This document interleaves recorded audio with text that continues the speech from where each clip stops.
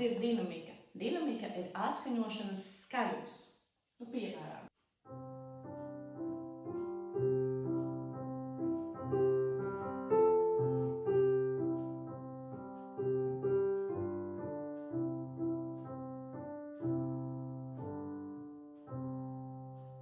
Tā ir latviešu tautas dziesma Ajā, žužu, lāču bērni, un tagad es viņu spēlēju klusām.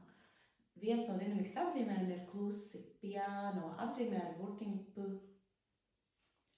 Otrs apzīmējums būs skaļi, tas nozīmē forte, apzīmē ar burtiņu F.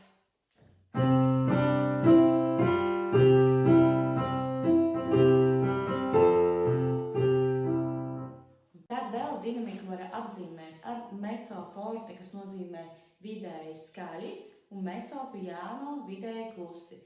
Mezzo forte apzīmē ar MF, mezzo piano ar MP. Ļoti klusi vai ļoti klusi mēs apzīmējam ar 2 P burtiņiem. Ir ļoti klusi, P, piano, pianissimo. Un ļoti skaļi mēs apzīmējam ar forte, fortissimo, F, F.